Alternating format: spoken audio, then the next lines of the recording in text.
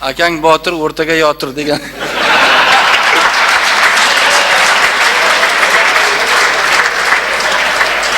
Sportchilarga o'xshab biz jahonga mashhur qila olmasak ham mana shu askiya san'atni Kechirasiz askiya aytayotganda bir to'da u yerda turadi, ikkinchisi.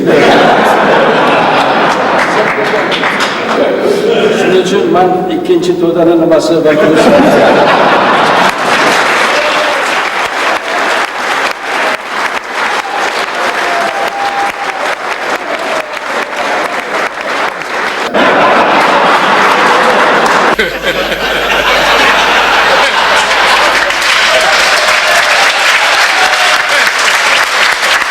Askeri uyga borib bir qaymoqxo'rlik qilib keling dedingizlar. albatta. Borsang yuzdan ikkita mashina chiqib ketyapti ekan. Rahmat. Keyin Hasanboyni kirgizdim, kelib so'rayapti, sutdan qolgan bo'lsa berarmi dedi. Bu kishi qiziq bo'lganda bir voqea aytib beray. Xalqimiz suv bor, suv bo'lib ketyaptilar. Bu kishi borib, endi hech kim olib kelsa ketadi demaydi. Oyoqlarida rezinetik, po'payka kiygan, o'rgan chiqdi yotibdi. Hech kim kelgan aytmaydi. Biz Qalandar Sapoyev ministerimiz bor edi. Kelib, bu mahvodalar qilaverdi. Ket dedilar. Islom kechasi borlar. O'zi u paytda vazir edi, bu Xorazmlik bir odam bor. G'o'dayga. Qalandar Sapoyev. Sizni ministringiz edi. Men uni pashol Biz deganda, qo'l qo'yib deb saydik, pashol dedi. pashol deganda bu kishi qo'rqib ketdi.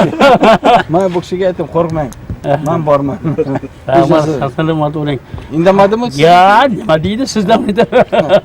Hali ham eslaydi, aytadi, rahmat deydi. Endi hozir prezidentimizga deydi, o'qishga rahmat.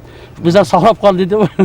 Yavash degan so'zni menga o'zi yoqmaydi. Yavash desa agar bu molni yavash deyish mumkin. Bola bo'lsa sho'x bo'lsin, sho'x bo'lmasa yo'q bo'lsin.